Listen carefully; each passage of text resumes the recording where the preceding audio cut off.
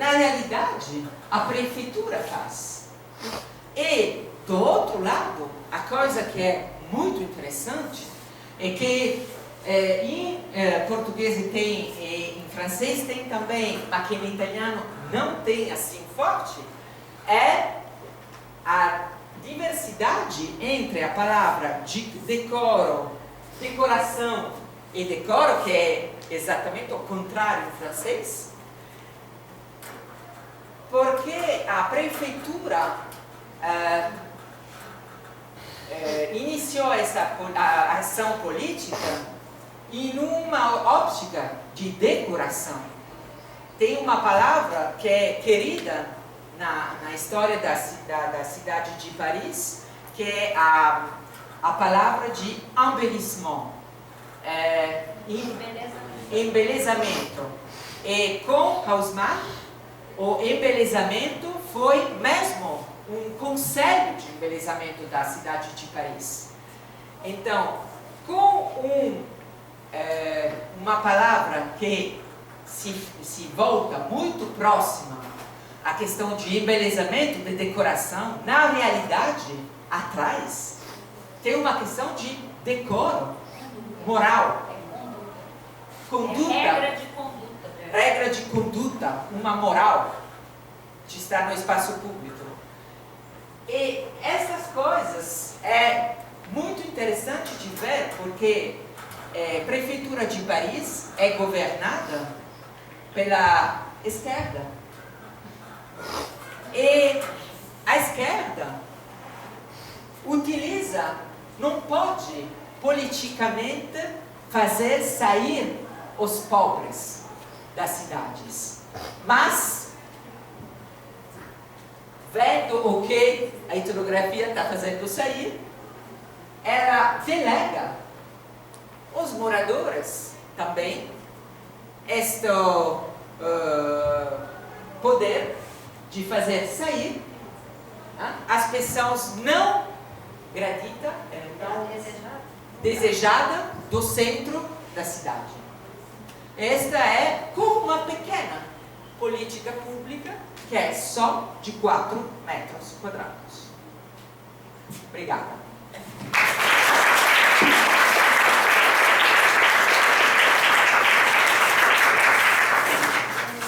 Bom, a dinâmica que a gente pensou foi a seguinte: vocês ainda vão guardar mais um pouquinho as perguntas.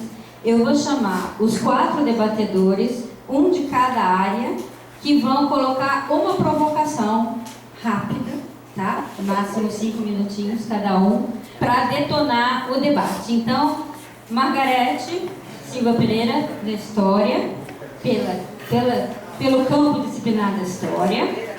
Luiz Antônio, pelo Urbanismo. Urfi Montoya, Antropologia. E Fabiana, pela Dança. Então, rápido, tá? A ideia é fazer uma provocação para provocar o debate e começar as perguntas. Aí a gente abre para o público e chama depois de volta a Lécia Siqueiro para responder. Vou começar por lá, é melhor começar pela URP. Não, vou começar pela mais rápida, Fabiana.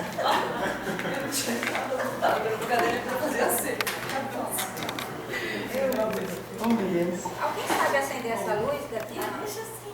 Não, deixa assim. Boa tarde a todos e a todas.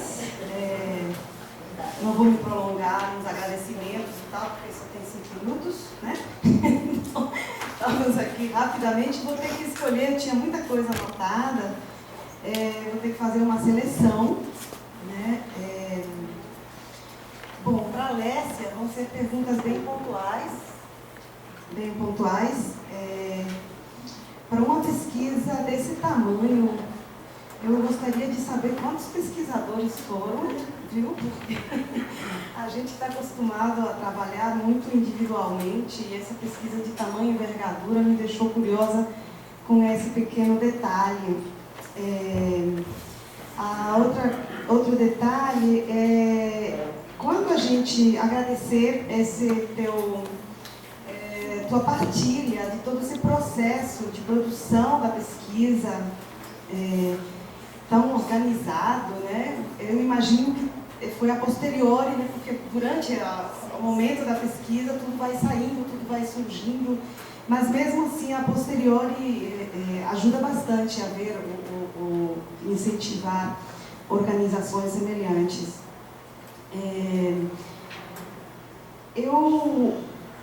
Eu queria saber, quando a gente faz uma pesquisa, isso é o terceiro ponto, quando a gente faz uma pesquisa, a gente não sabe o resultado, né? Ou a priori não deveria saber o resultado, né? Qual era o indício que você tinha de que uma pesquisa sobre a vegetalização da cidade seria um tema promissor? Mais um ponto, se não me engano, era chamada Cidade Entusiasta, né? Eu gostaria que você falasse um pouquinho sobre isso. Entusiasta, quem é o entusiasta? A prefeitura, são esses atores, são os que veem essa paisagem, enfim, né? Essas são as pequenas perguntas. Para Piero, eu queria parabenizar o tema,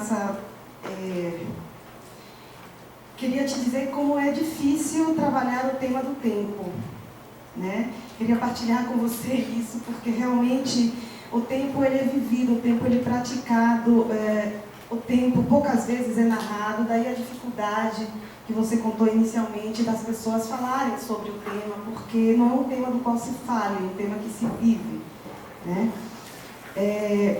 Você falou dos tempos que se sobrepõem, que se justapõem, né?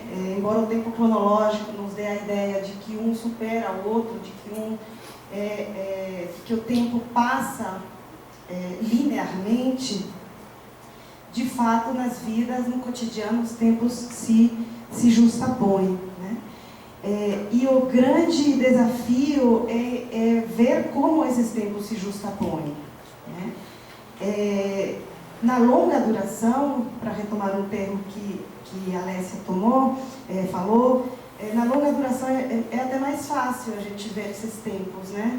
Mas no cotidiano, que foi a forma, o enfoque, o ângulo que você escolheu para pesquisar o tempo, ou a justaposição dos tempos, é muito mais difícil no cotidiano, porque inevitavelmente parece que é por horas, né? Então, certas horas faz isso, certos outros, ou então por dias da semana, né? Final de semana, ou sábado, ou domingo, mas acaba caindo, portanto, no cronológico, né?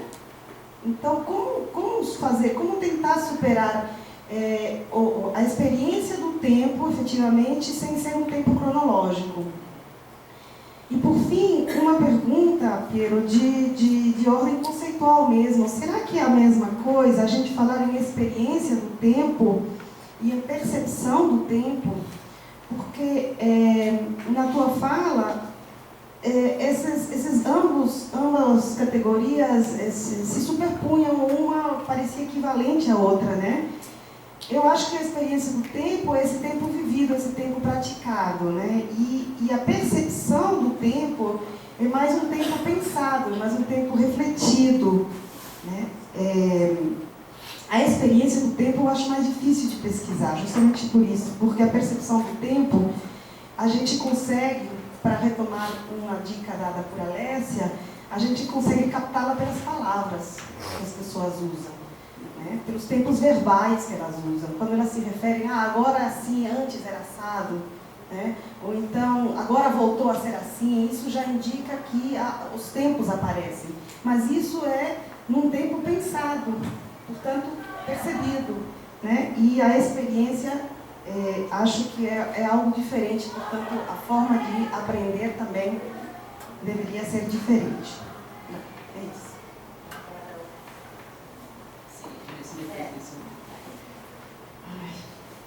Bom, tem mesmo milhares de coisas, mas na verdade, o que eu percebi, que eu fiquei, assim, para mim foi mais forte, foi a relação de um com o outro, porque na apresentação do Piero, tem uma coisa que me chamou muita atenção, que é a preocupação dele de mostrar para a gente, e e chamar atenção sobre a coimplicação entre tempo e espaço.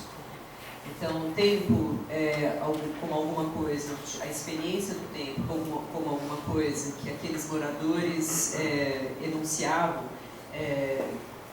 como alguma coisa que eles percebiam e identificavam a partir da maneira como a espacialidade se dispunha a ser praticada.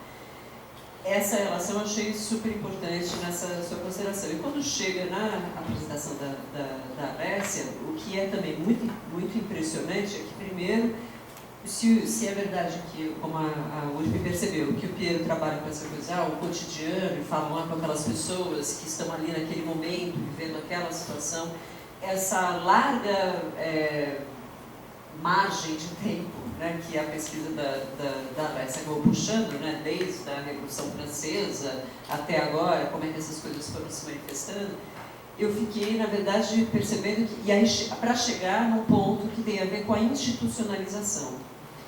E como que, ao institucionalizar alguma coisa que não é mais uma questão de espontânea, não é mais uma questão de desejo, né, um interesse e uma necessidade minha particular me leva a fazer alguma coisa.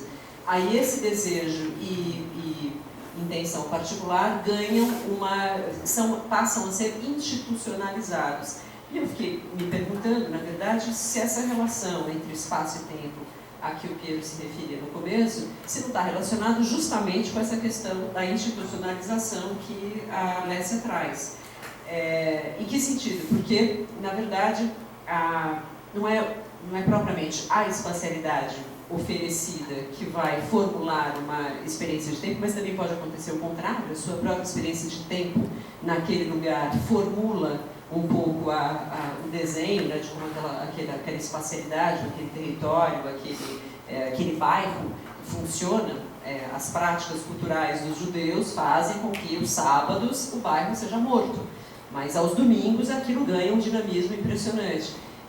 E isso faz com que isso interfere nas práticas das outras pessoas. Então, a minha pergunta é, será aqueles judeus chegaram naquele lugar porque o lugar oferecia alguma coisa específica para as práticas judaicas ou o contrário, né? Então, não tem muito assim, uma causalidade não é tão direta, mas, por outro lado, que eu fiquei muito impressionante, eu cada vez me dou mais conta disso, é de como, na verdade, todas essas relações estão submetidas a uma lógica que não é mais a do indivíduo. Por mais que a gente veja que o indivíduo é aquele que é levado em conta para toda a política neoliberal, né, de valorizar o indivíduo e não o coletivo, então o que interessa é a moral individual de cada um e fazer valer a moral individual de cada um e não um sentido público de coletividade. Por mais que a gente veja isso, a gente também vê que aquilo que o indivíduo alega ser o seu interesse individual é também, na verdade, construído institucionalmente. Ele, na verdade, também está submetido aos mesmos modismos, às mesmas imposições de uma moral institucional maior e mais macro, né, como diria o Pasqualino. Macro é a preocupação dele.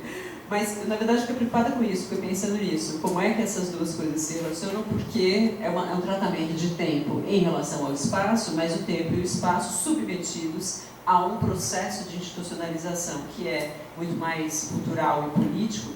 E esse processo de institucionalização tem a ver com comunicação de massa, tem a ver com esses modismos todos que são instaurados e outro tipo de valores que não são valores nem coletivos e nem propriamente individuais, né? Fiquei pensando mais nisso mesmo.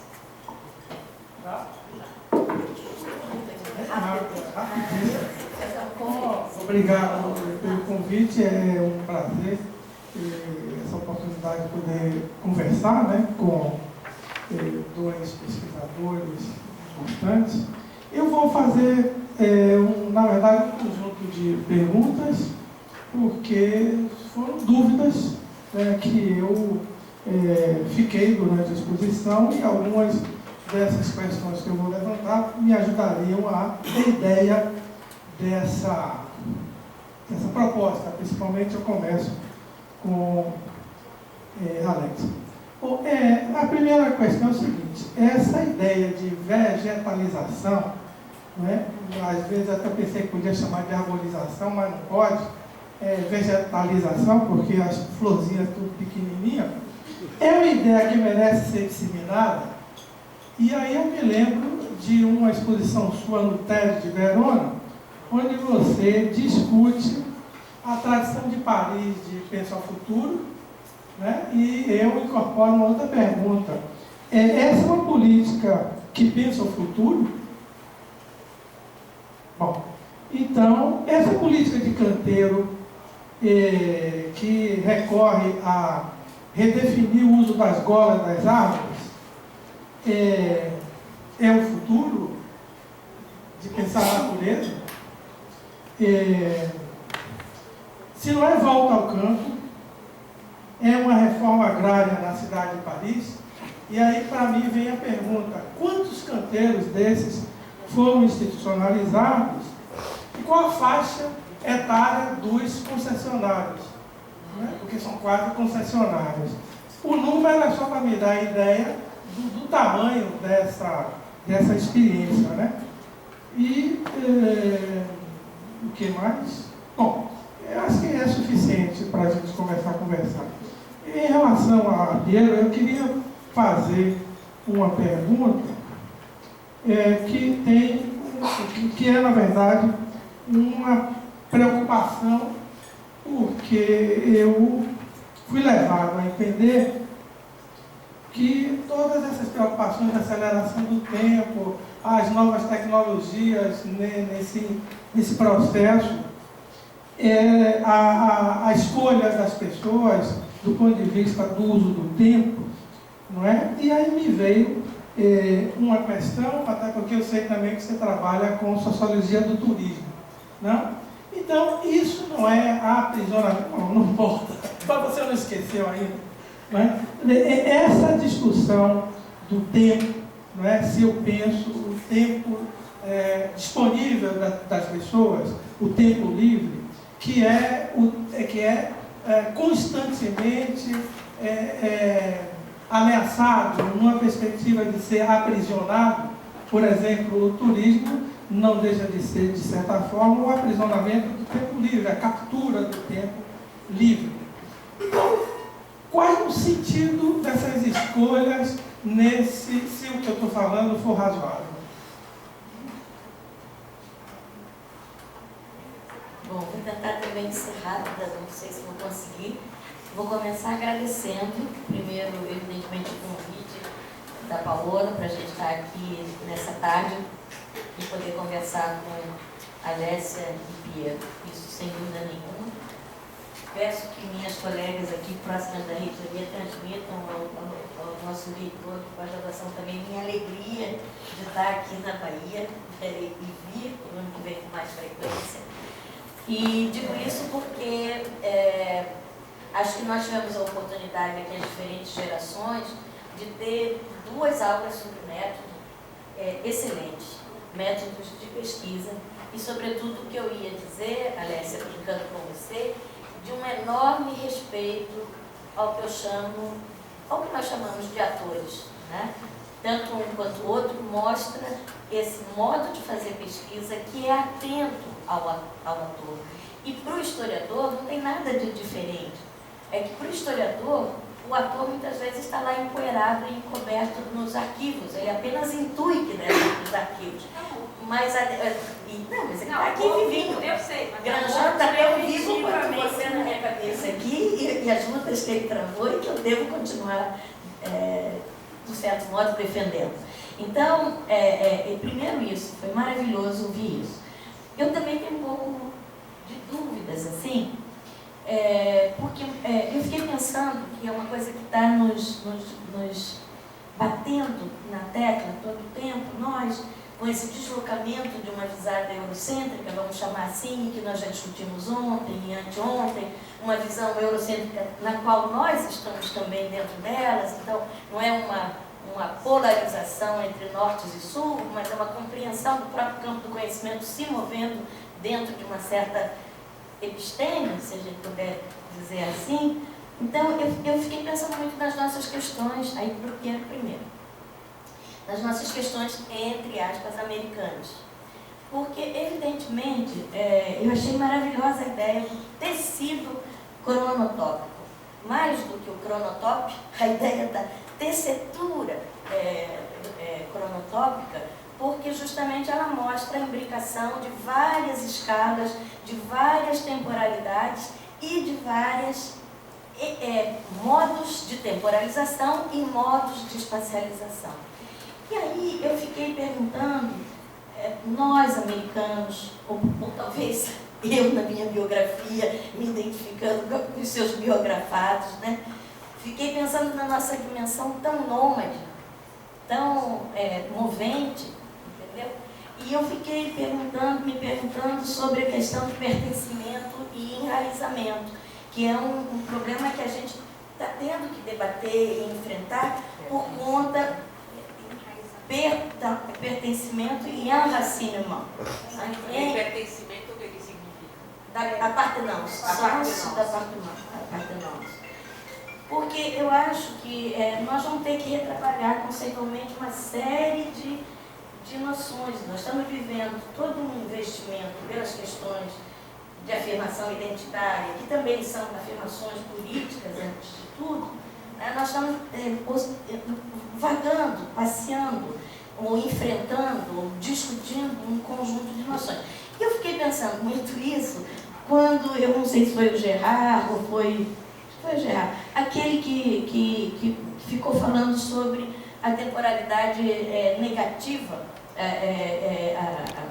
a transtemporalidade ele viu como negativa quando ele saiu da boate e chegou ao meio-dia ali na Rio de Tampere, né? Então esse confronto de tempos, esse confronto que nós vivemos isso 24 horas sobre 24, tenho a impressão nas nossas sociedades americanas no Brasil, a gente vive isso o tempo todo, esse trânsito, essa passagem de escalas, de modos de temporalização, modos de espacialização.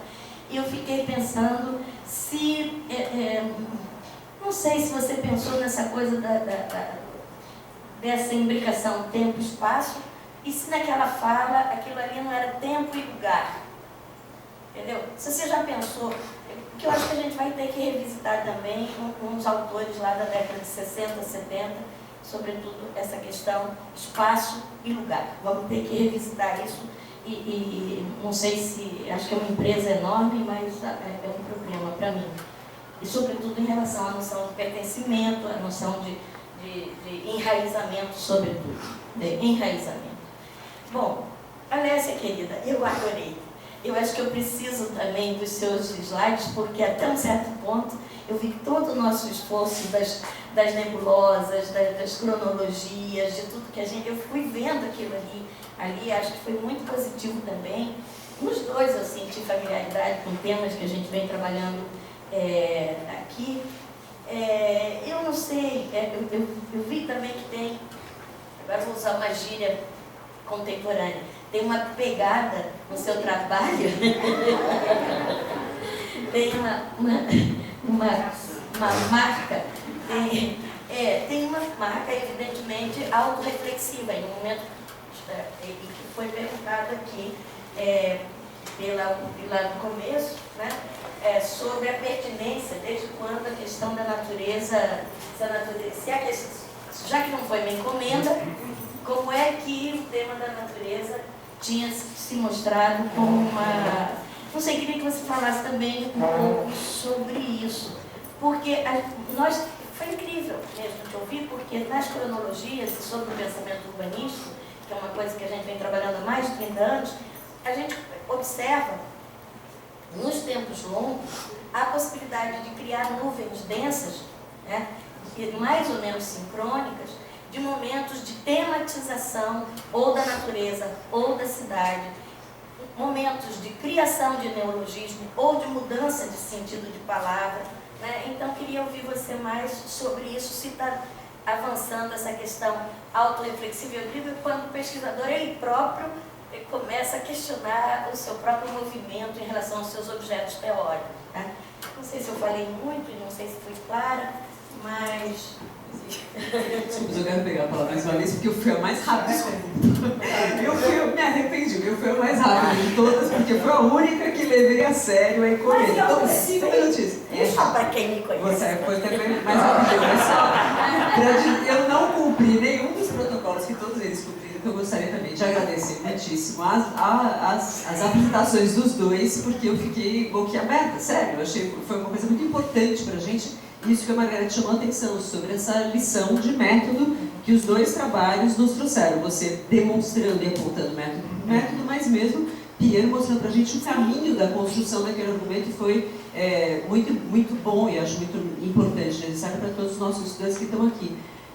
Mas só para explicar uma coisa que tem a ver com a minha pergunta, é que eu escolhi um ponto de vista que eu achei mais importante fazer para vocês, que não era nem propriamente um nem outro, mas era talvez um movimento, uma ideia de movimento que tivesse em torno dos dois trabalhos. E a ideia de movimento que eu vi na relação que o Piero propôs entre tempo e espaço, puxando a ideia de institucionalização, porque nós chegamos num certo momento da apresentação dele que ele nos disse sobre a relação da percepção ou da experiência, né, mesmo diferentes que sejam, de tempo e do lugar, ou espaço, ou ambiente. Ele usou muito a palavra ambiente, na verdade, do ambiente em que essas pessoas vivem, mas isso relacionado a um cotidiano, né? E esse cotidiano vindo da cultura e tudo mais. Mas eu fiquei pensando sobre essa história do cotidiano, muito mais preocupada com uma noção de a gente perceber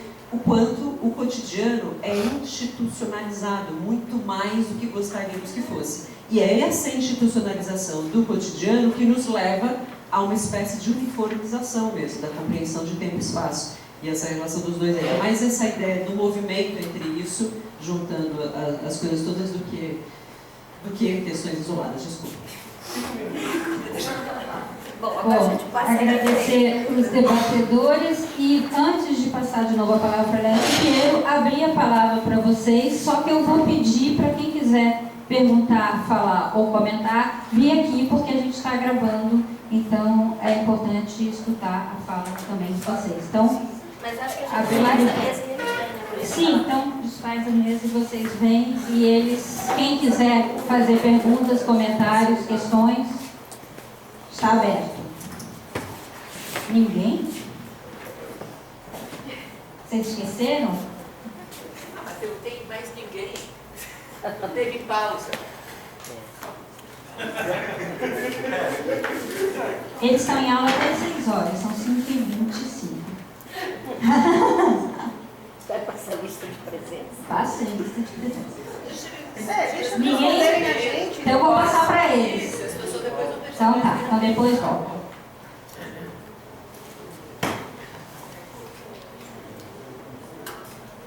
Eu posso começar a responder coisas fácil. Então, quantos pesquisadores? Então, a equipe, o consórcio de pesquisadores, nós estávamos 10 pesquisadores e depois nós tivemos, cada ano, 80 estudantes que nós formamos por fazer pequenos campos sobre os 4 metros, alguns 4 metros, e outros que nós seguimos. Então, tem uma equipe de base de 10, um ano fomos 12, teve um pós-doutorado, e depois teve 80 estudantes para ano, então são 3 anos, então 240 estudantes que trabalharam conosco. Então, isso só questão do número. 20 expertos. Sobre a questão de Luiz Antônio, sobre quantos árvores, pedágoras, na prefeitura. Então, a coisa é interessante, porque não falei disso, porque já foi longa, imagina se falava disso também. O número das... o número... o número das solicitação de permissões são mais que 2.500 em Paris. Mas isso não significa que tem 2.500 árvores bem cuidadas.